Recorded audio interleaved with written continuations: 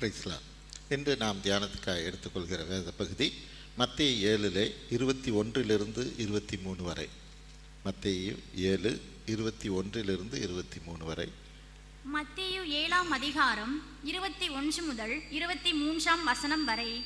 பரலோகத்தில் இருக்கிற என் பிதாவின் சித்தத்தின்படி செய்கிறவனே பரலோக ராஜ்யத்தில் பிரவேசிப்பேயானே அல்லாமல் என்னை நோக்கி கர்த்தாவே கர்த்தாவே என்று சொல்லுகிறவன் அதில் பிரவேசிப்பதில்லை. அந்நாளில் அநேகர் என்னை நோக்கி கர்த்தாவே கர்த்தாவே உமது நாமத்தினாலே தீர்க்க தரிசனம் உரைத்தோம் அல்லவா, உமது நாமத்தினாலே பிசாசுகளை துரத்தினோம் அல்லவா, உமது நாமத்தினாலே அநேக அற்புதங்களை செய்தோம் அல்லவா என்பார்கள். அப்பொழுது நான் ஒரு காலம் உங்களை அறியவில்லை, அக்கிரம செய்கைக்காரரே என்னை விட்டு அகன்று போங்கள் என்று அவர்களுக்கு சொல்லுவேன். ஜெயிப்போம். தோத்திரம் ஆண்டவரே, உமது கிருபைக்காய் நன்றி செலுத்துகிறோம். இப்பொழுதும் ஆண்டவரே, இது இந்த வேத பகுதியை தியானிக்கும்படியான கிருபை எங்களுக்கு தருவீராக. எங்கள் ஆண்டவரும் இப்ப இரட்சகருமாய் இயேசு கிறிஸ்துவின் வழியாக எடுக்கிறோம் நல்ல பிதாவே, ஆமென். இங்கே வேத பகுதியில் நாம் பார்க்கிறோம், அப்படியா பரலோகத்தில் இருக்கிற என் பிதாவின் சித்தத்தின்படி செய்கிறவனே பரலோக ராஜ்யத்திலே பிரவேசிப்பான் என்றபடியாய். பல நேரங்களிலே நம்ம பிதாவின் சித்தத்தை நம்ம அறிந்து கொள்வதில்லை, புரிந்து கொள்வதில்லை. ஆமென். அப்போ பேய்களை ஓட்டணும், உன் நாமத்தினால பிசாசுகளை துரத்தணும், வியாதிகளை குணமாக்கணும் அப்படிங்கிறதெல்லாம் தேவனுடைய சித்தம் இல்லையா அப்படின்னா, அதாவது இது தேவனை கொண்டு நம் சித்தத்தை நிறைவேற்றுவது. எப்படி? ரெண்டு பகுதி இருக்கு. ஒன்று, தேவன் நம்மை கொண்டு அவர் சித்தத்தை நிறைவேற்றுவது. ஆமென். தேவன் நம்மை கொண்டு அவருடைய சித்தத்தை நிறைவேற்றுவதுங்கிறது ஒன்று, தேவனை கொண்டு நம் சித்தத்தை நிறைவேற்றுகிறதுன்னு ஒன்று. ஹல்லேலூயா. இப்போ அவங்க செஞ்சது என்னன்னா, தேவன் அவங்கள்ட்ட இருந்தார், ஆனால் தேவனை வச்சுக்கிட்டு அவங்க சித்தத்தை தான் செஞ்சாங்க. அதனால தான் அவர் சொல்கிறாரு, நீ என்னை வச்சுக்கிட்டு என் நாமத்தினால பேயை ஓட்டின, பிசாசை துரத்துன, நோய்களெல்லாம் குணமாக்குன, நல்லது என்ன. ஆனால் அதை விட பெரிய காரியம் என் சித்தத்தை நிறைவேற்றணும். உன் சித்தத்தை என்னை கொண்டு நிறைவேற்றினது ஒரு பக்கம் இருந்தாலும் அது உன்னை பரலோகத்தில் போய் சேர்க்காது. ஹல்லேலூயா. என்னுடைய சித்தத்தை நீ நிறைவேற்றுகிறவனாக இருந்தால் தான் நீ பரலோகத்துக்கு வர முடியும். யோவான் 21:18 படிப்போமே. யோவான் 21:18. யோவான் 21 அதிகாரம் 18 வசனம்.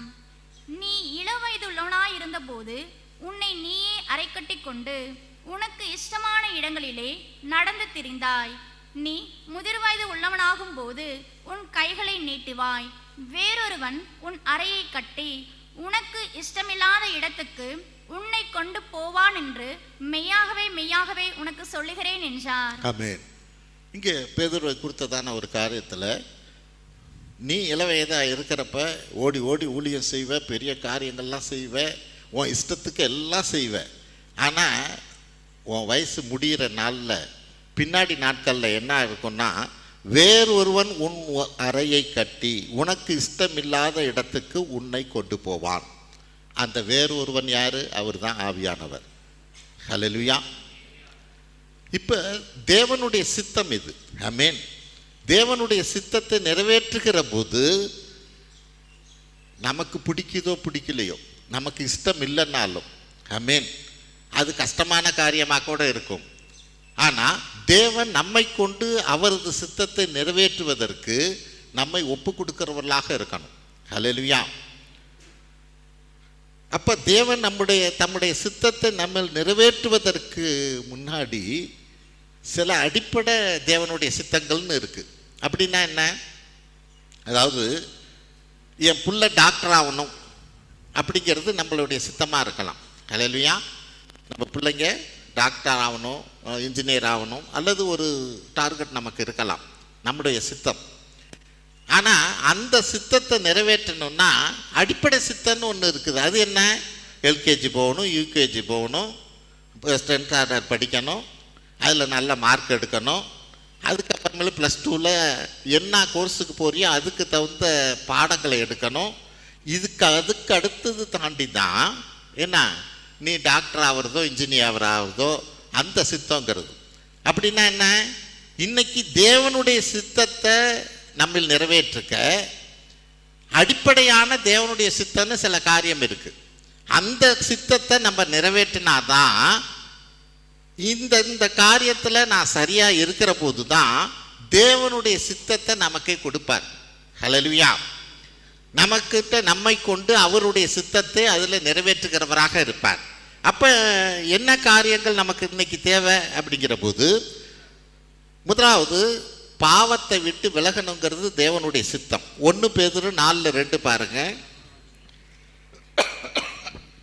1 பேதுரு 4:2 ஏனென்றால் மாம்சத்தில் பாடுபடுகிறவன் இனி மாம்சத்தில் இருக்கும் காலம் வரைக்கும் மனுஷருடைய இச்சைகளின்படி பிழைக்காமல் தேவனுடைய சித்தத்தின்படியே பிழைக்கத்தக்கதாக பாவங்களை விட்டோய்ந்திருப்பான்.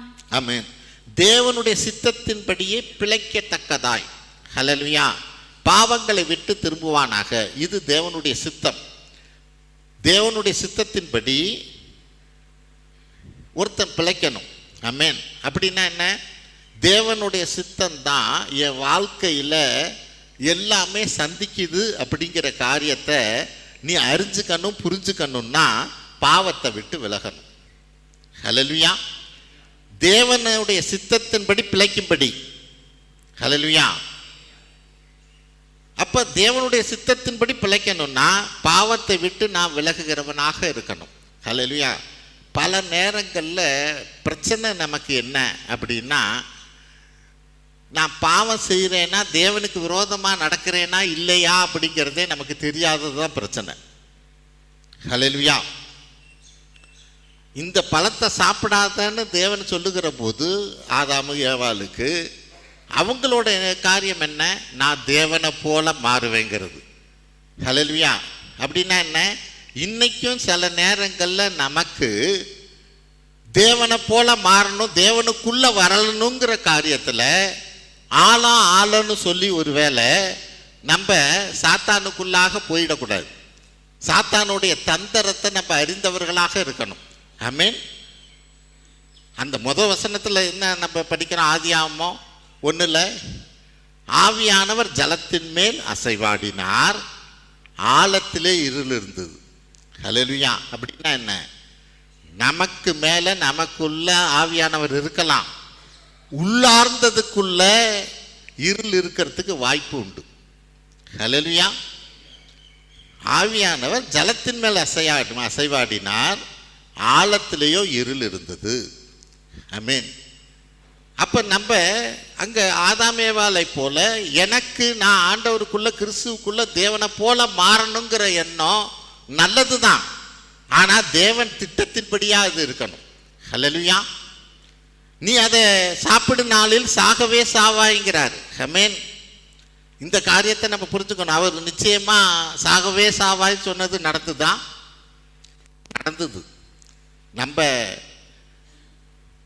அவங்க ஆவியிலையோ ஆத்மாவில் மட்டும் செத்தாங்க அப்படின்னும் நம்ம தீர்மானம் பண்ணக்கூடாது. தேவனுடைய சித்தத்தின்படியே சாப்பிடும் நாளில் அவர்கள் சரீரத்திலையும் செத்தாங்க. ஆமென். இது எத்தனை பேருக்கு தெரியும்? ஹல்லேலூயா. ஏன்னா 2 பேதுரு 3:8 பாருங்க. 2 பேதுரு 3:8. 2 பேதுரு 3:8 பிரியமானவர்களே, கர்த்தருக்கு ஒரு நாள் 1000 வருஷம் போலவும் 1000 வருஷம் ஒரு நாள் போலவும் இருக்கிறதென்கிற இந்த ஒரு காரியத்தை நீங்கள் அறியாதிருக்க வேண்டாம். நீங்கள் அறியாதிருக்க வேண்டாம். கர்த்தருக்கு ஒரு நாள் 1000 வருஷம் போல. அப்ப ஆதியாகமம் 5:5 படிங்க. ஆதியாகமம் 5:5. ஆதியாகமம் 5:5 ஆதாம் உயிரோடு இருந்த நாளெல்லாம் 930 வருஷம் அவன் மரித்தான். ஆமென். அவன் 930 வருஷத்திலே அவன் மரித்தான். கர்த்தருடைய காலண்டர் படி சாப்பிட்ட அந்த நாள்லே மரித்தான். 1000 வருஷம் முடியல. 1000 வருஷம் முடிஞ்சிருந்தால்தான் அடுத்த நாள் கர்த்தருடைய காலண்டர் படி. ஏன்னா அவருக்கு என்ன, 1000 வருஷம் ஒரு நாள். சாப்பிடும் நாளிலே சாவாயின்னா சாப்பிட்ற அந்த நாள் கர்த்தருடைய காலண்டர் படி கரெக்டாக 1000 வருஷம் முடியல, அதுக்கு முன்பாகவே அவன் இறந்து போகிறான். ஹல்லேலூயா. அப்போ ஆவியில் மட்டும் மறிக்கல, அவர் சொன்னபடி அவன் சரீரத்திலும் மரித்தவனாக தான் இருக்கிறான் கர்த்தருடைய காலண்டர் படி. ஹல்லேலூயா. அப்போ இங்கே நமக்கு இங்கே தேவனுடைய காரியத்தில் பாவத்தை விட்டு விலக வேண்டுங்கிற காரியத்தில் அது தேவனுடைய சித்தமாக இருக்கிறது. ஹல்லேலூயா. நீதிமொழிகள் 28:13 என்ன சொல்லுது? நீதிமொழிகள் 28ஆம் அதிகாரம் 13ஆம் வசனம். தன் பாவங்களை மறைக்கிறவன் வாழ்வடைய மாட்டான், அவைகளை அறிக்கை செய்து விட்டு விடுகிறவனோ இரக்கம் பெறுவான். அறிக்கை செய்தா அவன் என்ன பண்ணுவான்?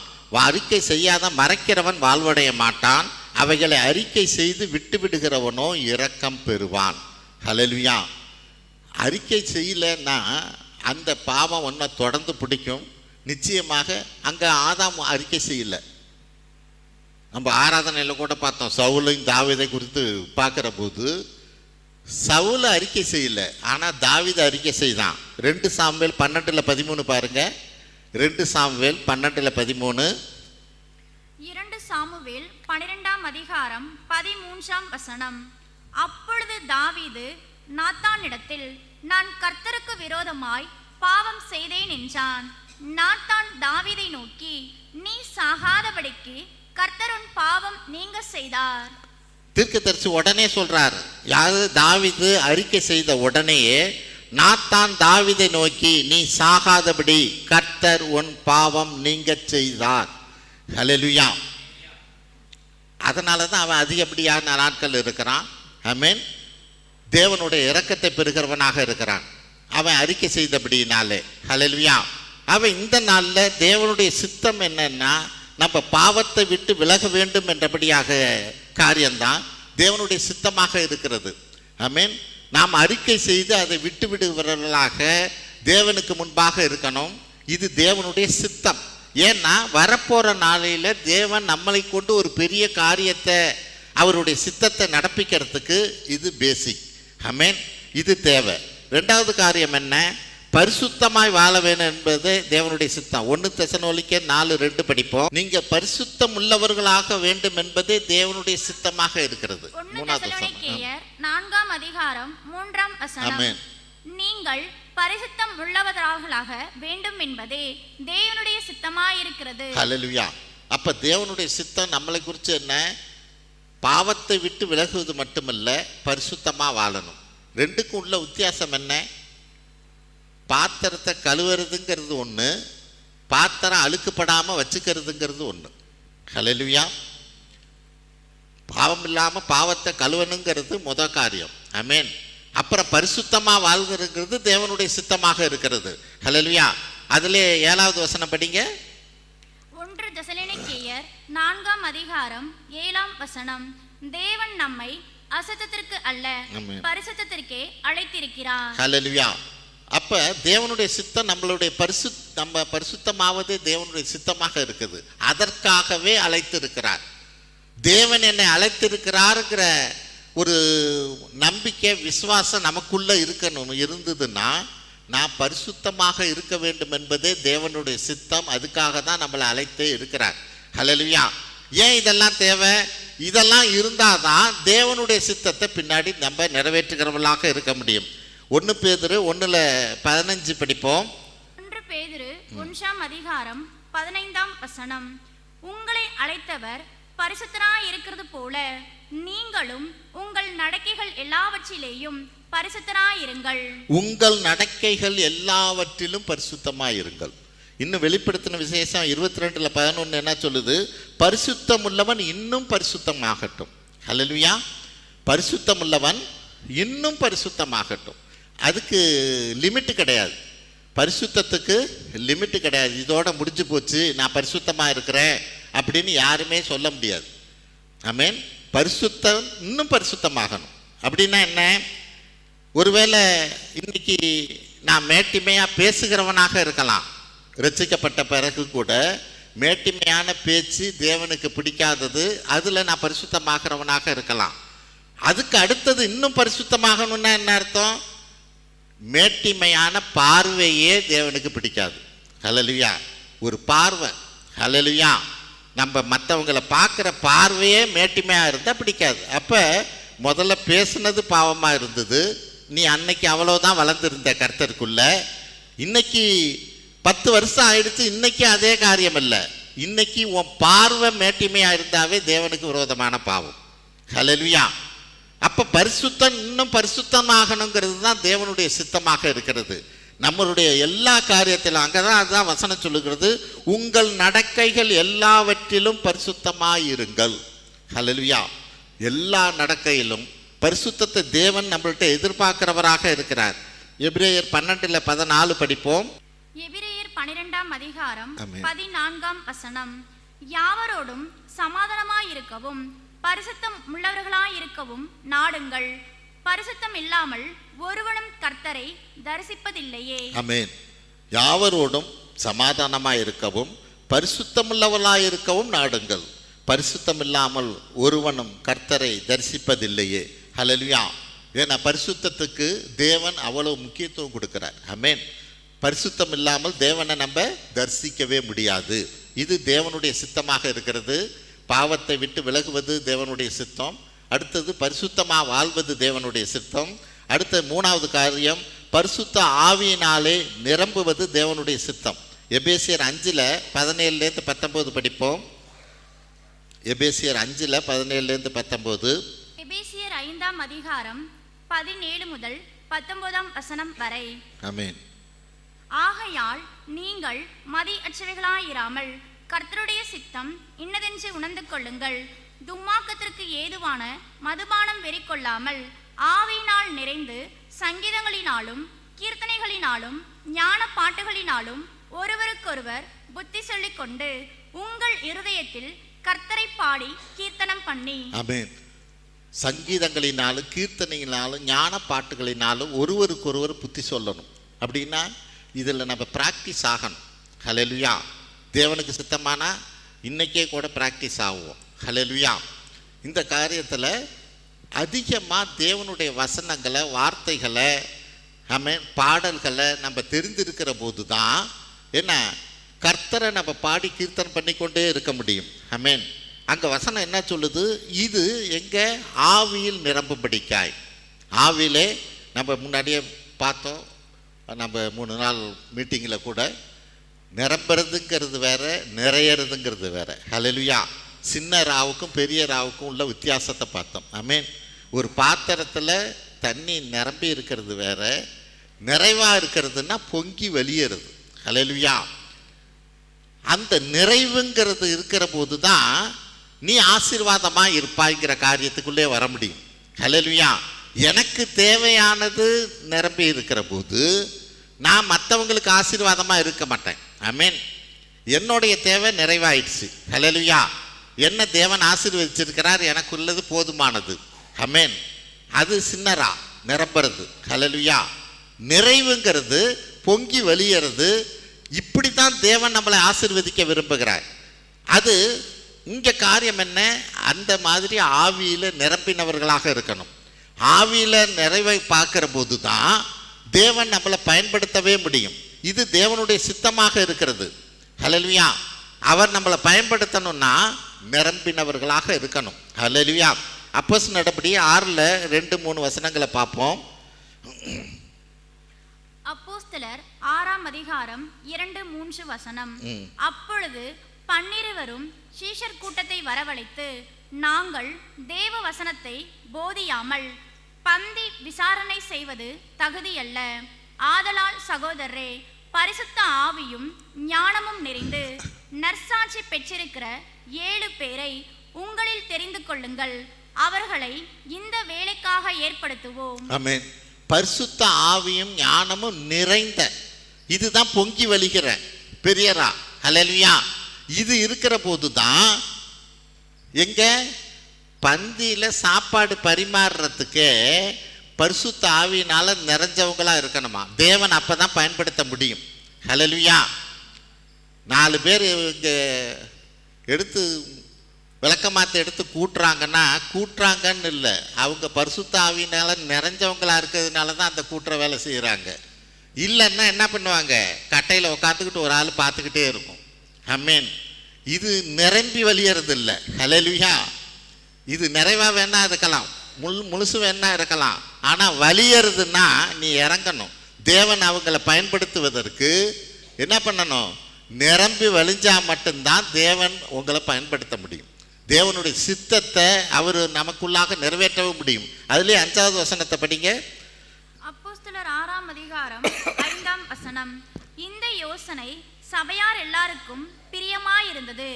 அப்பொழுது விசுவாசமும் பரிசுத்த ஆவியும் நிறைந்தவனாகிய ஸ்தேவானையும் பிலிப்பையும் பிரகோரையும் நிக்கோனோரையும் தீமோனையும் பர்மெனாவையும் யூத மார்க்கத்தார் அமைந்தவனான அந்தியோகியா பட்டணத்தாகிய நிக்கோலாவையும் தெரிந்து கொண்டு. ஆமென். இங்கே பரிசுத்த ஆவியினால நிறைந்தவனாகிய சேவானை. ஹல்லேலூயா. அந்த வேலைக்காக சேவானை மற்றவர்களை இவர்கள்லாம் பரிசுத்த ஆவியினால நிறைந்து இருந்தவர்கள். ஹல்லேலூயா. இது தேவனுடைய சித்தமாக இருக்கிறது. வேதம் என்ன சொல்லுறது, பரிசுத்த துன்மார்க்கத்துக்கு ஏதுவான மதுபான வெளிக்கொள்ளாமல் ஆவியிலே நிரம்பி இருக்கணும். ஹல்லேலூயா. இது தேவனுடைய சித்தமாக இருக்கிறதுங்கிறத பார்க்குறோம். 4வது காரியம், பாடுகளை அனுபவிப்பது தேவனுடைய சித்தமாக இருக்கிறது. 1 பேதுரு 4:19. 1 பேதுரு 4:19. 1 பேதுரு 4ஆம் அதிகாரம் 19ஆம் வசனம். ஆகையால் தேவனுடைய சித்தத்தின்படி பாடு அனுபவிக்கிற நன்மை செய்கிறவர்களாய் தங்கள் ஆத்துமாக்களை உண்மையுள்ள சிருஷ்டிகர்த்தராகிய அவருக்கு ஒப்புக்கொடுக்க கடவர்கள். ஆமென். ஆகையால் தேவனுடைய சித்தத்தின்படி பாடு அனுபவிக்கிறவர்கள். இது தேவனுடைய சித்தத்தின்படி பாடு அனுபவிக்கிறவர்கள். ஏன் இந்த தேவனுடைய சித்தத்தின்படி பாடு அனுபவிக்கிறவர்கள்? நீ செய்கிற தவறுனால வர்ற பாடை தேவனுடைய சித்தத்தின்படி நான் பாட அனுபவிக்கிறேன்னு சொல்லிடக்கூடாது. ஹல்லேலூயா. 2 பாடுகளுக்கும் வித்தியாசம் இருக்கு. ஹல்லேலூயா. நான் எந்த பாடை அனுபவிச்சுக்கிட்டு இருக்கிறேன்? ஆமென். ஏன்னா அதிலே 16வது வசனத்தை படிப்போமே. 16. 1 பேதுரு 4ஆம் அதிகாரம் 16ஆம் வசனம். ஒருவன் கிறிஸ்தவனாய் இருப்பதினால் பாடுபட்டால் வெட்கப்படாமல் இருந்து அது நிமித்தம் தேவனை மகிமைப்படுத்த கடவன். ஆமென். அப்ப இந்த பாடு தான் தேவனுடைய சித்தத்தின்படி பாட அனுபவிக்கிற காரியம். ஹல்லேலூயா. அப்ப நான் இந்த பாடு அனுபவிக்கிறத தேவனுடைய சித்தமாக இருக்கிறது என்று வேதம் சொல்லுகிறது. பல நேரங்களில் நமக்கு நெருக்கங்கள் பாடுகள் வருகிற போது தேவனை தேடுகிற காரியமோ மற்ற காரியமோ நம்ம செய்ய மாட்டோம். ஆமென். பப்ளிக் எக்ஸாமு ஜுரம் அடிக்குது, வீட்டில் போத்திக்கிட்டு படுத்துக்குவியா? போர்வையை போட்டுக்கிட்டாவது உட்காந்து போய் எழுதுவியா, எழுத மாட்டியா? ஆமென். பப்ளிக் எக்ஸாம் உனக்காக எக்ஸாம் மாற்றி வைக்க மாட்டான். ஹல்லேலூயா. பப்ளிக் எக்ஸாம்னா ஜுரம் இருந்தாலும், ஆமென். நான் 11th படிக்கிற போது ஒரு பையனுக்கு அம்மை வியாதி பயங்கரமாக ரொம்பவே அதனால் அஃபெக்ட் ஆகியிருந்தான். ஆனாலும் அதோடு அவனுக்கு தனி டேபிள் போட்டு அவனை உட்கார வச்சு எழுத வச்சாங்க. ஹல்லேலூயா. சபைக்கு அப்படி வருவியா? ஆமென். தலைவலிக்குதுனாவே படுத்துக்குவேன், முடிஞ்சு போச்சு. ஹல்லேலூயா. தேவன் நான் எப்படி இருக்கிறேன் கிறிஸ்துவுக்குள்ளாக பாட அனுபவிக்கிற காரியத்தில் எனக்கு இந்த காரியத்தை என்னால் சுமக்க முடிஞ்சுதுன்னு தெரியாஞ்சாதான் அதுக்கு அடுத்த ஒரு பெரிய வெயிட்டை கொடுப்பார். ஹல்லேலூயா. தேவனுடைய சித்தத்தை நடத்தும்படியான ஒரு பெரிய காரியத்தை உனக்கு கொடுக்க முடியும். ஹல்லேலூயா. நீ தலைவலிக்கே படுத்துக்கிட்டீன்னா தேவன் எப்படி உன்ட்ட அவரோட சித்தத்தை நிறைவேற்றும்படியான ஒரு காரியத்தை கையில் கொடுக்க முடியும்? ஹல்லேலூயா. இது தேவனுடைய சித்தமாக தேவனுடைய சித்தத்தின்படி பாட அனுபவிக்கிற ஒரு காரியமாக இருக்கிறது. பிலிப்பியர் 1:29. பிலிப்பியர் 1ஆம் அதிகாரம் 29ஆம் வசனம். ஏனெனில் கிறிஸ்துவிடத்தில் விசுவாசிக்கிறதற்கு மாத்திரமல்ல அவர் நிமித்தமாக பாடுபடுகிறதற்கும் உங்களுக்கு அருளப்பட்டிருக்கிறது. ஏனெனில் கிறிஸ்துவினிடத்தில் விசுவாசிக்கிறதுக்கு மாத்திரமல்ல அவர் நிமித்தமாக பாடு அனுபவிக்கிறதற்கு உங்களுக்கு அருளப்பட்டிருக்கிறது. ஹல்லேலூயா. இப்போ யோனா என்ன சொல்லலாம்? ஆண்டவர் என்னை பாடா படுத்திட்டாரு, எனக்கு பாடுகள் கஷ்டங்கள் வந்துடுச்சு அப்படின்னு யோனா சொன்னால் அது கிறிஸ்துவின் நிமித்தம் வந்த பாடா? நீ நினிவேக்கு போனால் தர்சீசுக்கு போயிட்டு அங்கே பாட அனுபவிக்கிறதுட்டு தேவன் பாட கொடுத்துருக்கலாம், அது அவர் நவுந்திருக்கலாம். ஹல்லேலூயா. ஆனால் காரியம் என்ன? பாட அனுபவித்தது. நீ இப்போ நினிவேக்கு போய் நீ கர்த்தரை குறித்து பேசுகிற போது அங்கே இருக்கிறவன் அடித்தானா உதைச்சானா கிறிஸ்துவின் நிமிஷம் வந்த பாடு. ஆனால் நினிவேக்கு போன்னு சொல்கிற போது நீ தர்சீசுக்கு போயிட்டு அங்கே அங்கே இருக்கிறவன்லாம் கப்பல்லேருந்து தூக்கி போட்டு மீன் முழுங்கி படாத பாடுபட்டு கரைக்கு கொண்டு வந்து சேர்க்குது. ஹல்லேலூயா. இந்த பாடை கர்த்தர் நிமித்தம் நான் பட்ட பாடுன்னு சொல்லலாமா? ஆமென். எந்த பாடை நீ அனுபவிக்கிறேங்கிறதே உனக்கு தெரியலையே. ஹல்லேலூயா. எதனால் இந்த பாடு? என் வாழ்க்கையில் பிரச்சனைகள், நெருக்கங்கள், பாடுகள் எதனால் வந்தது? நான் கிறிஸ்துவின் நிமித்தம் வந்த பாடா? கிறிஸ்துவின் நிமித்தம் பாடுன்னா என்ன? நீ தேவனுக்காக ஓடி தேவனுக்கான காரியத்தை செய்கிற போது வர்ற பாடு. ஹல்லேலூயா. நீ வீட்டில் உட்கார்ந்து இருக்கிற போது வந்த பாடு அல்ல, அதை கிறிஸ்துவின் நிமித்தம் வந்த பாடு அல்ல. ரெண்டுக்கும் வித்தியாசம் தெரியணும். ஆமென். இங்கே ஏனெனில் கிறிஸ்துவிடத்தில் விசுவாசிக்கிறவருக்கு மாத்திரமல்ல அவர் நிமித்தமாக, அதுதான் அண்டர்லைன் பண்ணணும், அவர் நிமித்தமாக பாட அனுபவிக்கிறதுக்கும் உங்களுக்கு அருளப்பட்டு இருக்கிறது என்று வேதம் சொல்லுகிறது. ஹல்லேலூயா. அப்போஸ்தலர் நடபடி 5:40-41 படிங்க. அப்போஸ்தலர் 5ஆம் அதிகாரம் 40-41 வசனம். அப்பொழுது அவர்கள் அவனுடைய யோசனைக்கு உடன்பட்டு அப்போஸ்தலரை வரவழைத்து அடித்து இயேசுவின் நாமத்தை குறித்து பேசக்கூடாதென்று கட்டளையிட்டு அவர்களை விடுதலையாக்கினார்கள். அவருடைய நாமத்துக்காக தாங்கள் அவமானம் அடைவதற்கு பாத்திரராக எண்ணப்பட்டபடியினால் சந்தோஷமாய் ஆலோசனை சங்கத்தை விட்டு புறப்பட்டு போய். ஆமென். அப்போஸ்தலர்லாம் கூப்பிட்டு என்ன பண்ணா? நீங்கள் இனிமே ஆண்டவர் இயேசு கிறிஸ்துவை குறித்து பேசக்கூடாதுன்னு சொல்லி நல்லா உதைச்சி அடித்து அனுப்பிச்சி விட்றாங்க. அப்போ அங்கே வசனம் என்ன சொல்றது? அவருடைய நாமத்துக்காக தாங்கள் அவமானம் அடைவதற்கும் பாத்திரராக எண்ணப்பட்டபடியினால் சந்தோஷமாய் ஆலோசனை சங்கத்தை விட்டு புறப்பட்டார்கள். இதுதான் கிறிஸ்துவின் நிமித்தம் வர்ற பாடு. ஹல்லேலூயா. அதிலே 42 பாருங்க. அடுத்தது என்ன பண்றாங்க? அப்போஸ்தலர் 5ஆம் அதிகாரம் 42 வசனம். தினந்தோறும் தேவாலயத்திலேயும் வீடுகளிலேயும் இடைவிடாமல் உபதேசம் பண்ணி இயேசுவே கிறிஸ்து என்று பிரசங்கித்தார்கள். உதப்பட்டு அடிபட்டு வெளியில துரத்தி விட்டோம். இந்த காரியம் நமக்கு வந்ததுக்கு நம்ம சந்தோஷம் என்றபடியா தினந்தோறும் இடைவிடாமல் திருப்பி ஆரம்பிச்சிட்டாங்க. உபதேசம் பண்ணி இயேசுவே கிறிஸ்து என்று பிரசங்கித்தார்கள். ஹல்லேலூயா. இதுதான் தேவன் நம்மள்கிட்ட எதிர்பார்க்கிற காரியம். ஹல்லேலூயா. பாடுகள் மத்தியிலும் தானே தேவனுக்காக ஓடும்படியான காரியத்தை தான் தேவன் விரும்புகிறவராக இருக்கிறார். ஹல்லேலூயா. ரெண்டு பாடுக்கும் அதுதான் வித்தியாசம். கிறிஸ்துவுக்குள்ளாக நீ பாட அனுபவிக்கிற போது உங்களுக்குள்ள ஒரு சமாதானம் இருக்கும், சந்தோஷம் இருக்கும். உலகத்தினால வர்ற பாடுன்னா உங்களை போட்டு அமுத்துறதா இருக்கும். ஹல்லேலூயா. நீங்கள் இதிலே தெரிஞ்சுக்கலாம். ஆமென். இது உண்மையிலே இது இப்போ எனக்கு இருக்கிற பாடு தேவனால் கொடுக்கப்பட்ட பாடா இல்லை உலகத்தினால வந்த பாடா? ஆமென். என்னுடைய கர்த்தரிடத்திலிருந்து நான் பிரிந்த தூரமாக போனதுனால வந்த பாடா? ஹல்லேலூயா. தேவனால் வந்த பாடுன்னா சமாதானம் இருக்கும், சந்தோஷம் இருக்கும்.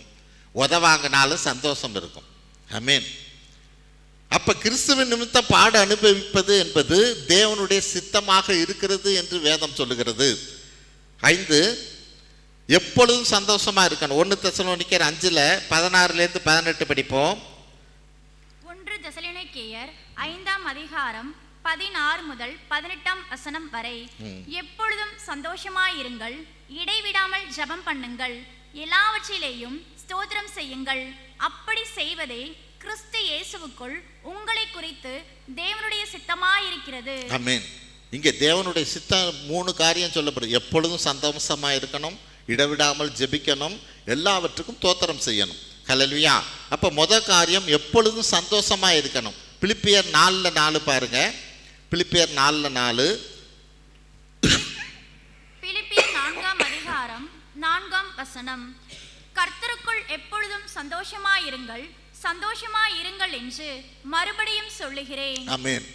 பவுல் திரும்பி ஸ்ட்ரெஸ் பண்றாரு, கர்த்தருக்குள் எப்பொழுதும் சந்தோஷமாயிருங்கள் சந்தோஷமாயிருங்கள் என்று மறுபடியும் நான் சொல்லுகிறேன். ஆண்டவருக்கு என்ன சொல்றார்? மத்தேயு 5:11-12 படிங்க. மத்தேயு 5:11-12. மத்தேயு 5:11-12 என் நிமித்தம் உங்களை நிந்தித்து துன்பப்படுத்தி பலவித தீமையான மொழிகளையும் உங்கள் பேரில் பொய்யாய் சொல்வார்களானால் பாக்கியவான்களாய் இருப்பீர்கள். சந்தோஷப்பட்டு களிகூருங்கள், பரலோகத்தில் உங்கள் பலன் மிகுதியாயிருக்கும். உங்களுக்கு முன்னிருந்த தீர்க்கதரிசிகளையும் அப்படியே துன்பப்படுத்தினார்களே. ஆமென். என்ன நிமித்தம் உங்களுக்கு உங்களை துன்பப்படுத்தி பலவிதமான தீமையான மொழிகளை உங்கள் பேரில் பொய்யாய் சொல்வார்களே ஆனால் பாக்கியவானாய் இருப்பீர்கள். சந்தோஷப்பட்டு களி கூறுங்கள், பரலோகத்திலே உங்கள் பலன் மிகுதியாக இருக்கும். ஹல்லேலூயா. அப்போ தேவனுக்கான காரியத்தில் பல பாடுகள் வரலாம், பிரச்சனைகள் வரலாம், பேச்சுகள் வரலாம், சொந்த பந்தங்கள் பேசலாம். ஆமென். ஆனால் அதுக்காக சந்தோஷப்படுங்கள். நான் இப்போ படுற பாடு இன்னொருத்தன் என்னை திட்டுறான், எல்லாம் என்னை வெறுக்கிறாங்க அப்படின்னா நான் சந்தோஷப்படணும்னு வேதம் சொல்லுது. ஆமென். நான் அப்போனா கர்த்தருக்குள்ளாக இந்த காரியத்தை நான் அனுபவிக்கிறபடினால நான் களி கூர்க்க வேண்டும் என்றபடியாய். ரோமர் 8:17 பாருங்க.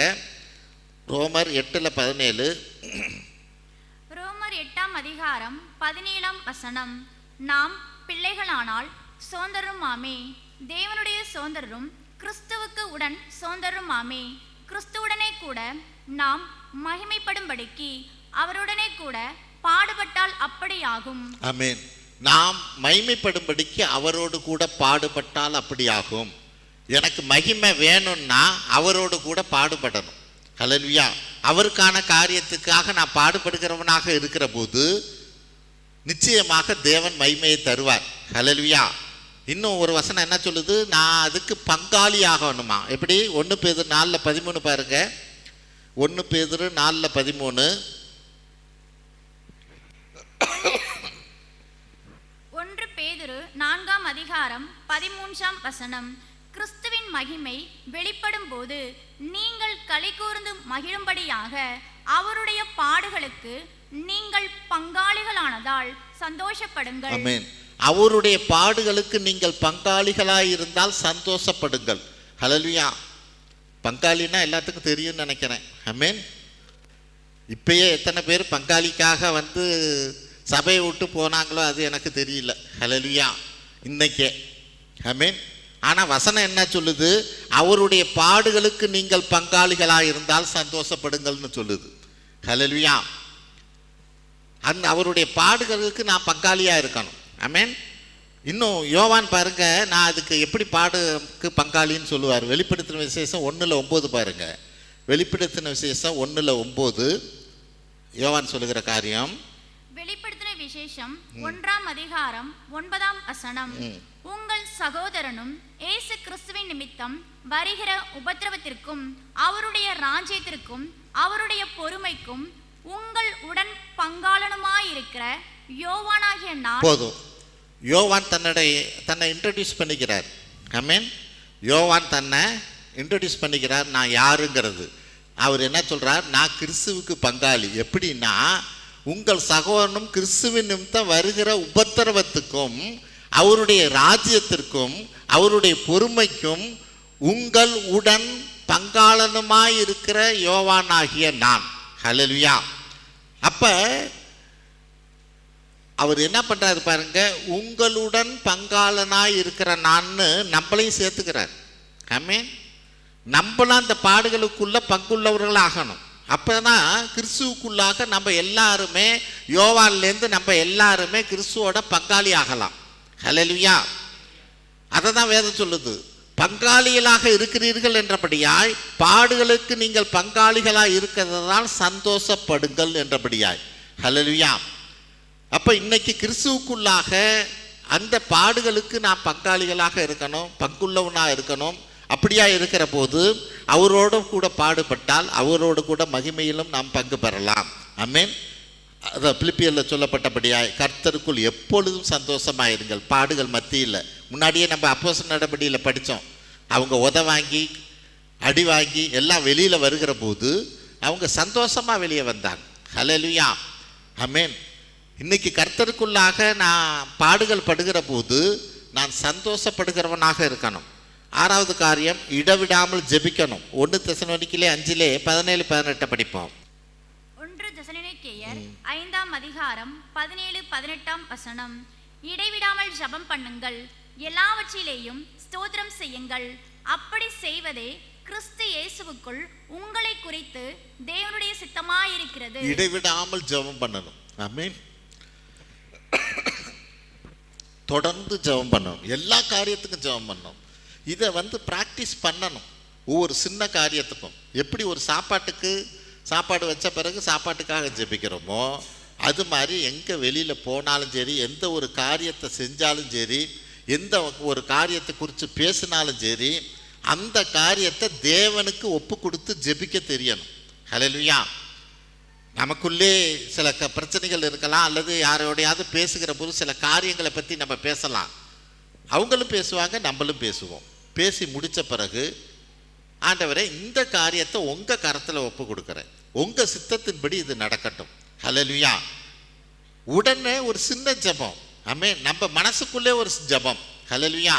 இதுதான் இடைவிடாமல் ஜெபம் பண்ணுவது. ஹல்லேலூயா. எல்லா காரியத்துக்கும் இடைவிடாமல் நாம் ஜெபிக்க கற்றுக்கொள்ளுகிறவர்களாக இருக்கணும். எல்லா காரியத்தையும் தேவனுக்கு நம்ம ஒப்பு கொடுக்கிறவர்களாக இருக்கணும். இது தேவன் விரும்புகிறவராக இருக்கிறார். இன்னும் தானியேல் 6:10 என்ன சொல்லுது பாருங்க. தானியேல் 6:10. தானியேல் 6ஆம் அதிகாரம் 10ஆம் வசனம். தானியேலோ வென்றால் அந்த பாத்திரத்துக்கு கையெழுத்து கையெழுத்து வைக்கப்பட்டது என்று அறிந்த போதிலும். அப்படித்தானே? தானியேல் 6ஆம் அதிகாரம் 10ஆம் வசனம். தானியேலோ வென்றால் அந்த பத்திரத்துக்கு கையெழுத்து வைக்கப்பட்டது என்று அறிந்த போதிலும் தன் வீட்டுக்குள்ளே போய் தன் மேல் அறையிலே எருசலேமுக்கு நேராக பலகணிகள் திறந்திருக்க அங்கே தான் முன் செய்து வந்தபடியே தினம் 3 வேளையும் தன் தேவனுக்கு முன்பாக முழங்காற்படியிட்டு ஜெபம் பண்ணி ஸ்தோத்திரம் செலுத்தினான். ஹல்லேலூயா. அந்த பத்திரத்துக்கு கையெழுத்து வைக்கப்பட்டது என்று அறிந்த போதிலும். ஹல்லேலூயா. அப்படின்னா என்ன? இங்கே இடைவிடாமல் ஜெபம் பண்ணுவது தேவனுடைய சித்தங்கிறத நம்ம அறிகிறோம். அப்படிங்கிற போது நான் இடைவிடாமல் அதை குறிப்பிட்ட நேரத்தில் நான் ஜெபிச்சுக்கிட்டு இருக்கிறேன். ஆனால் திடீர்னு வேற ஒரு பிரச்சனை வெளியில் வருது. ஹல்லேலூயா. அந்த பிரச்சனைக்காக நான் என்னுடைய ஜெபத்தை நான் நிறுத்துகிறவனாக இல்லை. ஹல்லேலூயா. அங்கே பிரச்சனை என்ன? 7வது வசனம் படிப்போம். அதிலே தானியேல் 6ஆம் அதிகாரம் 7ஆம் வசனம். எவனாகிலும் 30 நாள் வரையில் ராஜாவாகிய உம்மை தவிர எந்த தேவனையானாலும் மனுஷனையானாலும் நோக்கி யாதொரு காரியத்தை குறித்து விண்ணப்பம் பண்ணினால் அவன் சிங்கங்களின் கெபியிலே போடப்பட ராஜா கட்டளை பிறப்பித்து. போதும். அப்ப அங்க இதுதான் பத்திரமாயிடுச்சு. எது பத்திரமாயிடுச்சு? 30 நாளைக்கு வேற யாரையும், மனுஷனையும் சரி, மனுஷன்கிட்ட கூட நீ விண்ணப்பம் பண்ணக்கூடாது. இந்த காரியத்தை கொஞ்சம் செஞ்சு கொடுங்க அப்படின்னு கூட நீ கேட்டுறக்கூடாது. ஹல்லேலூயா. நீ எந்த தெய்வத்தையும் கும்பிடக்கூடாது. அப்படி அவனாவது செஞ்சான்னு தெரிஞ்சா அவனை சிங்க கெபியில போடணும்னு பத்திரம் எழுதி ராஜாவே கையெழுத்து போட்டார். ஹல்லேலூயா. இது அறிந்த பிறகுதான் அங்க வசனம் சொல்லுது, 10வது வசனம். பத்திரத்தில் கையெழுத்து வைக்கப்பட்டது என்று அறிந்த போதிலும். ஹல்லேலூயா. இப்ப அவனோட ரெகுலர் ஜெபம் மாறல. ஆமென். இன்னைக்கு ஆனால் நம்மளோட ரெகுலர் ஜெபம்னு ஒன்று வச்சோம் அல்லது ஆரம்பித்தோம்னா வேற ஒரு பிரச்சனை வருது அல்லது வேற ஒரு காரியம் வருதுன்னா அதை விட்டு நம்ம நவுந்து போகிறவங்களா இருக்கிறோம். ஹல்லேலூயா.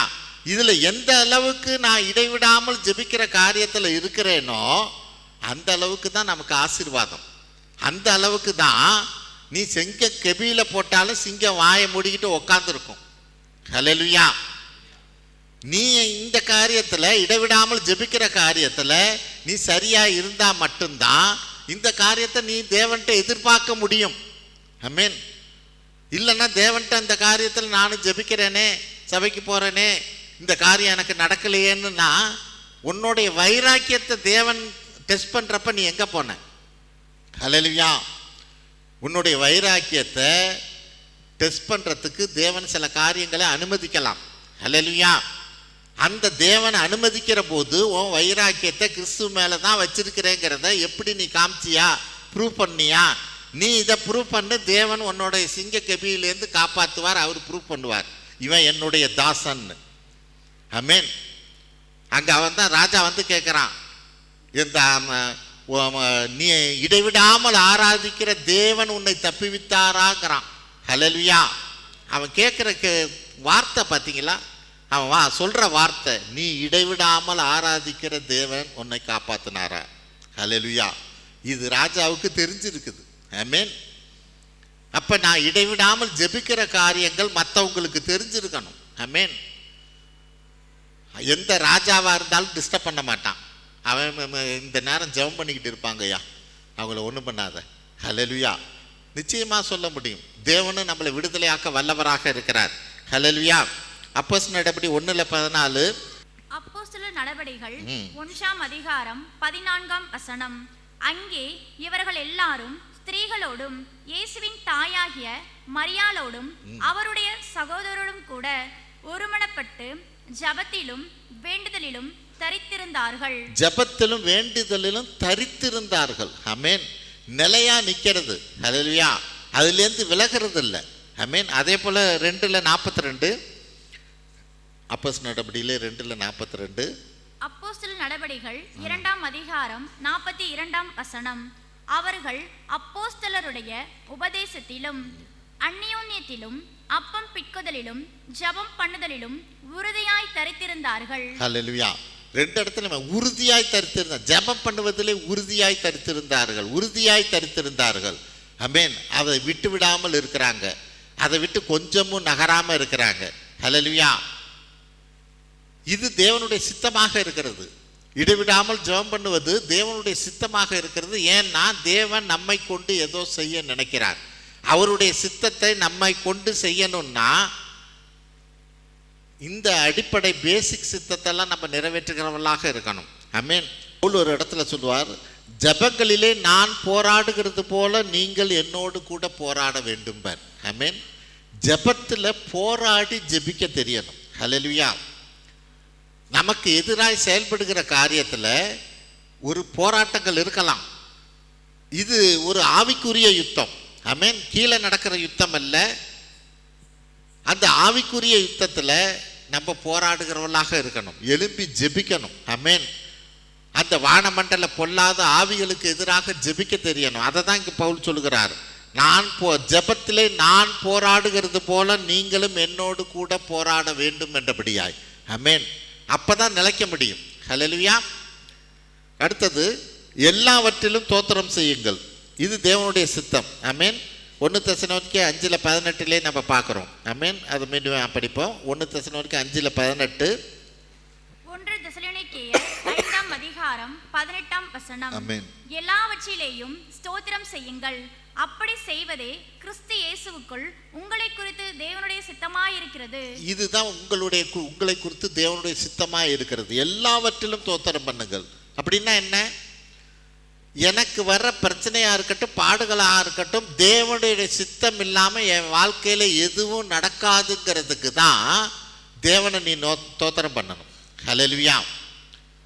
தேவனிடத்தில் அன்பு கூறுறவுக்கு சகலமும் நன்மைக்கு எதுவாக தான் நடக்கும்னு வேதம் சொல்லுது. அப்போ இந்த காரியத்தில் நான் தேவனுடைய காரியத்தில் தேவனுக்காக எந்த பிரச்சனைகளாக இருக்கட்டும், எதுவாக இருக்கட்டும், நான் ஆண்டவருக்கு தோத்திரம் பண்ணணும். ஆமென். ஒருவேளை நான் எடுத்த தீர்மானம் தவறாக கூட இருக்கலாம், அதனால் பாடுகள் வரலாம். ஆமென். அப்போதும் கூட நான் தோத்திரம் பண்ணுறவனா தான் இருக்கணும். ஹல்லேலூயா. தேவன் அதை மாற்ற வல்லவர். ஆமென். தேவனுடைய சித்தத்தின்படியா என்னை தூக்கி எடுக்கணும்னா, என்னை விடுதலை ஆக்கணும்னா, நான் முதல்ல ஒரு காரியத்தை ஆரம்பித்த காரியத்தையோ அது எப்படிப்பட்டதானதோ நான் தவறாக செய்திருக்கலாம். ஆமென். தேவனுடைய சித்தத்தை அறியாமல் நான் காலடி எடுத்து வைத்திருக்கலாம். ஆனால் இன்னைக்கு இருக்கிற அந்த பிரச்சனைக்காக நெருக்கத்துக்காக நான் தோத்தரிப்பேனே ஆனால் தேவனை இந்த காரியத்தை நான் புரிஞ்சுக்கிட்டேன் ஆண்டவரே என்றபடியாய் நான் தோத்தரிப்பேனே ஆனால் தேவன் நிச்சயமாக அதிலிருந்து விடுதலை கொடுக்க வல்லவராக இருக்கிறார். ஆமென். எக்காலம் தாவீது என்ன சொல்றாரு பாருங்க, சங்கீதம் 34:1. சங்கீதம் 34:1. கர்த்தரை நான் எக்காலத்திலும் ஸ்தோத்திரிப்பேன். ஆமென். அவர் துதி எப்பொழுதும் என் வாயில் இருக்கும். ஹல்லேலூயா. எக்காலத்திலும் தோத்தரிப்பேன், எல்லா சூழ்நிலையிலும் எல்லா வேளையிலும் நான் கர்த்தரை தோத்தரிப்பேன், அவர் துதி என் நாவில் இருக்கும்ங்கிறார். ஹல்லேலூயா. இது ஒரு மேன்மையான ஆசீர்வாதத்தை கொடுக்கும். எப்படி? எல்லா காரியத்திலும் தோத்திரம் பண்ணுகிற போது, துதிக்கிற போது அது எப்படிப்பட்ட ஒரு வல்லமையை தரும் தெரியுங்களா? சங்கீதம் 49 7-9 படிப்போம்.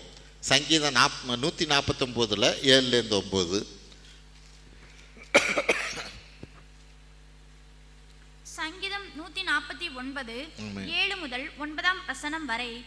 அவர்களுடைய ராஜாக்களை சங்கிலிகளாலும் அவர்களுடைய மேன்மக்களை இரும்பு விலங்குகளாலும் கட்டவும் எழுதப்பட்ட நியாய தீர்ப்பை அவர்கள் பேரில் செலுத்தவும். பாருங்க, முதலாவது காரியம் என்ன? ராஜாக்களை சங்கிலியால கட்ட முடியுமா? அவர்களுடைய மேன்மக்களை இரும்பு விலங்குகளாலே கட்டவும் எழுதப்பட்ட நியாய தீர்ப்பை அவர்கள் மீது செலுத்தவும். உன் மேல எழுதப்பட்ட ஒரு நியாய தீர்ப்பா இருக்கலாம், அதை அவங்க மேல செலுத்தவும். அடுத்தது படிங்க, அடுத்த வசனம். அவர்கள் வாயில் கர்த்தரை உயர்த்தும் துதியும் அவர்கள் கையில் இருபுறமும் கருக்குள்ள பட்டயமும் இருக்கும். ஆமென். ராஜாக்களை கட்டணும் அப்படின்னா அங்க காரியம் என்ன? அவங்க வாயில் கர்த்தரை உயர்த்தும் துதி இருக்கும், அவர் கையில் இருபுறமும் கருக்குள்ள பட்டயம் இருக்கும். ஹல்லேலூயா. துதி தோத்திரம் தேவனுடைய வார்த்தை. ஆமென். நம்ம கையில இருக்கிற போது இதுக்கு தான் நம்ம அதிகப்படியா அந்த வார்த்தைகளை தியானிக்கணும், அந்த துதியை நம்ம வாயில் இருக்கணும். ஹல்லேலூயா. இது இருக்க இருக்க நீ ராஜாக்களையும் கட்ட முடியும். ஆமென். மேன்மக்கள்னு யார் யார் உன்னை விட மேன்மையானவங்க என்ன சப்ரஸ் பண்ணுறாங்க, அழுத்துறாங்க, பிடிக்கிறாங்க, எப்படி வேணாலும் இருக்கலாம், எல்லாத்தையும் வாயை அடைக்க முடியும். ஹல்லேலூயா. அடுத்த வசனம் படிங்க. இந்த கணம் அவருடைய பரிசுத்தவான்கள் யாவருக்கும் உண்டாகும். இந்த கணம் அவருடைய பரிசுத்தவான்கள் யாவருக்கும் உண்டாகும். ஆமென். நாம எல்லாம் தான் பரிசுத்தவான்கள் தான். ஹல்லேலூயா. வேதத்தில் பரிசுத்தவான்களுக்கு எழுதுகிறதாவதுன்னு தான் பவுல் எழுதுவார். ஹல்லேலூயா. அப்ப இந்த பரிசுத்தவான்களாகிய நம்மளுடைய வாயில எந்த நேரமும் துதியும் தோத்திரமும் இருக்குமானா சூழ்நிலையே மாற்ற முடியும். ஹல்லேலூயா. இதுதான் ரகசியம், இதுதான் தேவன் அவருடைய சித்தமாக எதிர்பார்க்கிறார். ஹல்லேலூயா. நான் இவன் தோத்தரிக்கல, என்னை தோத்திரம் பண்ணல, துதிக்கல, இப்படிப்பட்டவனை நான் எப்படி ஆசீர்வதிக்கிறது, இவன் கேட்குற காரியத்தை எப்படி நான் கொடுக்கறதுன்னு தேவனால கொடுக்க முடியாது. ஹல்லேலூயா. தானியேலை போல 3 வேளை அவன் ஜெபிச்சான். ஆமென். சிங்கத்தின் வாய் கட்டப்பட்டது. ஹல்லேலூயா. ராஜாக்கள் வாய் கட்டப்படும். ஆமென். அப்ப இந்த காரியங்கள் எல்லாவற்றுக்காகவும் நான் தோத்திரம் பண்ணுகிறவனாக இருக்கிற போது தான் தேவனை நம்மை கொண்டு இந்த காரியத்தை செய்ய முடியும். ஆமென். அவருடைய சித்தத்தை நம்மை கொண்டு நிறைவேற்ற முடியும். ஆமென். கடைசியாக 8வது காரியம், அவருடைய சித்தத்தை அறிகிற அறிவினால் நிரப்பப்படணும். கொலேசியர் 1:9. கொலேசியர் 1:9. இதன் நிமித்தம் நாங்கள் அதை கேட்ட நாள் முதல் உங்களுக்காக இடைவிடாமல் ஜெபம் பண்ணுகிறோம். நீங்கள் எல்லா ஞானத்தோடும் ஆவிக்குரிய விவேகத்தோடும் அவருடைய சித்தத்தை அறிகிற அறிவினாலே நிரப்பப்படவும். ஆமென். அவருடைய சித்தத்தை அறிகிற அறிவினாலே நிரப்பப்படணும்னா 2 கண்டிஷன். எல்லா ஞானத்தோடும் விவேகத்தோடும் அவர் சித்தத்தை அறிஞ்சுக்கணும். ஹல்லேலூயா. தேவனுடைய சித்தமா இது நான் செய்ய போற காரியங்கிறது ஒரு ஞானம் இருந்தால் தான் புரிஞ்சுக்க முடியும். ஆமென். ஞானத்தோடும் விவேகத்தோடும். ஆமென். அங்க விவேகமும் அவசியம். தேவன் நம்மோடு இருக்கிறார். ஹல்லேலூயா. அவருடைய சித்தத்தை செய்கிறதுக்கு தேவன் நம்மோடு இருக்கிறார். தேவன் என்னோட இருக்கிறாருங்கிறதுக்காக நான் பாட்டு தேவன் எனக்கு ஒரு காரியத்தை சொல்லி இருக்கிறார். ஆமென். அவர் தேவனுடைய சித்தத்தை எனக்குள்ள நிறைவேற்றும்படிக்கா ஒரு காரியத்தை சொல்லி இருக்கிறார். சொல்லி இருந்தாலும் அதை நிறைவேற்றுவதற்கு ஒரு விவேகம் தேவைங்கிறார். ஆமென். நீ எடுத்தோம் கவிழ்த்தோன்னு நீ பாட்டு செஞ்சிடக்கூடாது. ஹல்லேலூயா. எப்போ செய்யணும், எப்படி செய்யணும், என்ன செய்யணும், ஒவ்வொன்றுக்கும் தேவனை கேட்டு ஒரு ஞானமாக அதை நடப்பிக்கணுங்கிறார். ஹல்லேலூயா. தேவன் எனக்கு சொன்னார், நான் இதை செஞ்சேன் அப்படின்னா, ஆனால் இன்னைக்கு ஏன் ஆசீர்வாதமாக இல்லைன்னா, சில காரியங்களில் வேத வசனம் என்ன சொல்லுது, தீர்க்க தரிசனங்கள் குறைவுள்ளது அப்படின்னா என்ன அர்த்தம்? தீர்க்க தரிசனம் தப்பா? தீர்க்க தரிசனம் தப்பு கிடையாது. தீர்க்க தரிசனத்தை நமக்கு தேவன் ஒரு தீர்க்க தரிசனமாக ஒரு வார்த்தை வருகிற போது அதை செயல்படுத்துகிற வழியில் அது டிவைட் ஆகிடும். ஹல்லேலூயா. நம்மளுடைய புத்தியை அதில் கொண்டு போய் வச்சுருவோம். ஆமென். தேவன் இந்த காரியத்தை செஞ்சிருக்கிறார். ஹல்லேலூயா. ஆனால் நம்ம என்ன பண்ணிடுவோம், பாதி வழியில் நம்மளுடைய சித்தத்தின்படி அதை செய்ய ஆரம்பிச்சிருவோம். ஆமென். அங்கே ஏன்னா விவேகம் இல்லை, ஞானம் இல்லை. அதை தான் வசனம் சொல்லுது. தேவனுடைய சித்தத்தை செய்யறதுனாலும் ஞானத்தோடும் ஆவிக்குரிய விவேகத்தோடும் அவருடைய சித்தத்தை அறிகிற அறிவினாலே நிரப்பப்படணும் என்றபடியாய். ஆமென். எந்த அளவுக்கு நீங்கள் புரிஞ்சுக்கிறீங்கன்னு எனக்கு தெரியல. தேவன் ஒரு காரியத்தை நமக்கு சொல்லியிருக்கிறாருன்னா அந்த காரியத்தை செய்கிற போது, ஆரம்பிக்கிற போது, ஹல்லேலூயா, சரியாக இருக்கிற மாதிரி தான் இருக்கும். ஆமென். ஒன்று சொல்லலாமா? தேவனுடைய சித்தம் இப்போ யோனாவுக்கு எப்படி? அவன் அப்பெல்லாம் நினச்ச நேரத்துலலாம் கப்பல் வராது. ஏன்னா பேசஞ்சர் கப்பல் அந்த அவங்களது எப்போ நினச்ச நேரம்லாம் வந்துக்கிட்டு இருக்காது, வரணும். அதுவும் இல்லாமல் குறிப்பிட்ட ஆள் தான், ஒரு 100 பேர் தான் ஏறலான்னா 100 பேர்த்துக்கு தான் டிக்கெட்டு கொடுப்பான். அதுக்கு மேலே 101 ஏற்ற மாட்டான். ஹல்லேலூயா. அப்போ யோனாவை நினிவேக்கு போங்கிறாரு. இவன் தர்சீசுக்கு போகிறதுக்கு கப்பலுக்கு போகிறான். கப்பல் ரெடியாக இருக்குது, டிக்கெட்டு கிடச்சி போச்சு, எல்லாம் ஏறிட்டான். அப்பா, தேவனுடைய சித்தம் இதுதான் அப்படின்னு. அது தேவனுடைய சித்தமா? விவேகம் இல்லை. ஹல்லேலூயா. ஞானம் இல்லை.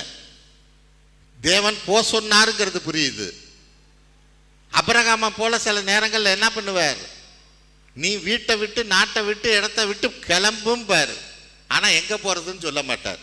ஹல்லேலூயா. ஒரு இடத்த விட்டு நீ கிளம்புங்கிறது தேவனுடைய திட்டம். பவுலுக்கு என்ன சொல்றாரு? அப்போஸ்தலர் நடபடி 9:6 பாருங்க. அப்போஸ்தலர் நடபடி 9:6. அப்போஸ்தலர் நடபடிகள் 9ஆம் அதிகாரம் 6ஆம் வசனம். அவன் நடுங்கி திகைத்து, ஆண்டவரே, நான் என்ன செய்ய சித்தமாயிருக்கிறீர் என்றான். அதற்கு கர்த்தர், நீ எழுந்து பட்டணத்துக்குள்ளே போ, நீ செய்ய வேண்டியது அங்கே உனக்கு சொல்லப்படும் என்றார். ஆமென். பவுல் தெளிவாக கேட்கிறாரு, கர்த்தர்னு தெரிஞ்சுக்கிட்டாரு.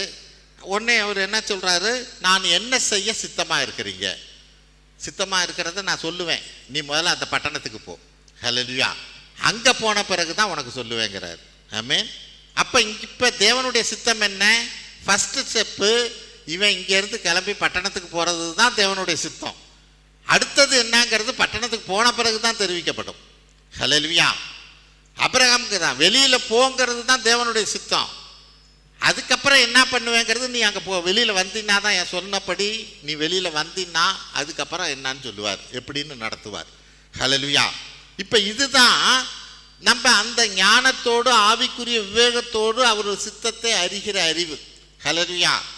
ஏன்னா நமக்கு முன்னாடியே தேவனுடைய ஒரு காரியத்தை நம்ம செய்யும்படியா நம்ம உள்ளத்தில் இருந்திருக்கலாம். ஆமென்.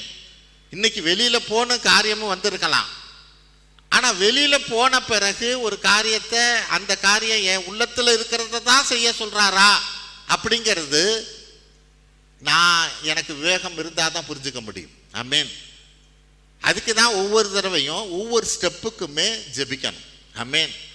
ஒவ்வொரு ஸ்டெப்புக்குமே நான் ஜெபிக்கிற போது மட்டும்தான் தேவனுடைய வழி நடத்துதலை, தேவனுடைய சித்தத்தை நான் முழுமையாக அறிந்து கொள்ள முடியும். ஆமென். ஆமாம். தாவீதை குறித்து அவர் சொல்கிற போது என்ன சொல்கிறாரு பாருங்க. அப்போஸ்தலர் 13:36 பாருங்க. அப்போஸ்தலர் நடபடிகள் 13ஆம் அதிகாரம் 36ஆம் வசனம். தாவீது தன் காலத்திலே தேவனுடைய சித்தத்தின்படி அவருக்கு ஊழியம் செய்த பின்பு நித்திரை அடைந்து. ஆமென். தாவீது தன் காலத்திலே தேவனுடைய சித்தத்தின்படி அவருக்கு ஊழியம் செய்த பின்பு நித்திரை அடைந்தான். அதே போல 22வது வசனம் பாருங்க. அதிலே அப்போஸ்தலர் நடபடிகள் 13ஆம் அதிகாரம் 22ஆம் வசனம்.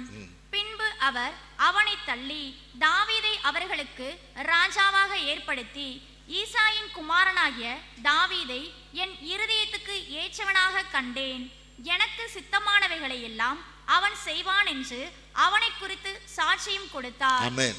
எனக்கு சித்தமானதெல்லாம் அவன் செய்வான் என்று கர்த்தரே சாட்சி கொடுக்கிறார் தாவீதை குறித்து. ஆமென்.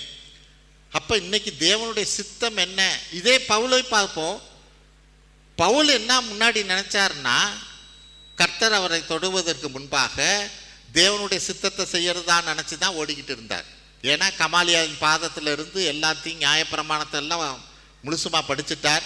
ஆமென். தேவனுக்காக கிறிஸ்து என்ன நினைக்கிறார்? மற்றவனெல்லாம் கிறிஸ்துவை அறிவிக்கிறவனெல்லாம் கொல்றது தான் தேவனுக்காக நான் செய்கிற ஊழியன்னு நினச்சி செஞ்சுக்கிட்டு இருந்தார். ஹல்லேலூயா. அதுக்கப்புறம் தான் தெரியுது இது தேவனுடைய ஊழியம் அல்ல, தேவனுக்கு பிரியமானது அல்ல. ஹல்லேலூயா. எப்ப ஒரு அடி கொடுத்த பிறகுதான் ஓடாத நிறுத்து, ஆமென், உன் பாதையை மாத்து. ஹல்லேலூயா. அதுக்கப்புறம் ஆகா இவ்வளோ நாள் நம்ம ஓடினது தேவனுடைய சித்தத்தின்படி இல்லை போல இருக்குங்கிறது அப்புறம் தான் தெரியுது. அதுக்கு முன்னாடி நியாயப்பிரமாணத்தை தான் அவருக்கு எல்லாமே. ஆமென். அதில் என்ன சொல்லதோ ஒன்று விடாமல் நான் கடைப்பிடிச்சவங்கிறார். ஹல்லேலூயா. அப்போ இன்னைக்கு நான் தேவனுடைய சித்தத்தை அறிகிற அறிவில் நான் ஞானத்தோடும் விவேகத்தோடும் அவர் சித்தத்தை அறிந்து கொள்கிறவனாக இருக்கிற போது மட்டும்தான் தேவனுடைய சித்தத்தை நான் நிறைவேற்றுகிறவனாக இருக்க முடியும். ஹல்லேலூயா. இந்த நாளில் தேவனுடைய சித்தத்தை நிறைவேற்றுகிற காரியத்தில் முதலாவது பேசிக்காக நம்ம ஒவ்வொரு காரியத்தை நிறைவேற்றிக்கிட்டு வந்தால் தான் ஃபைனலுக்கு இந்த காரியத்துக்குள்ளே வர முடியும். இப்போ முதலாவது காரியம் பாவத்தை விட்டு விலகணுங்கிறது தேவனுடைய சித்தமாக இருக்கிறது. ரெண்டாவது காரியம் பரிசுத்தமாக வாழ்வது தேவனுடைய சித்தமாக இருக்கிறது. மூன்றாவது பரிசுத்த ஆவியிலே நிரம்பி இருக்கணுங்கிறது தேவனுடைய சித்தம். நான்காவது பாடு அனுபவிப்பது தேவனுடைய சித்தமாக இருக்கிறது. ஐந்தாவது காரியம் எப்பொழுதும் சந்தோஷமாக இருக்கணும்.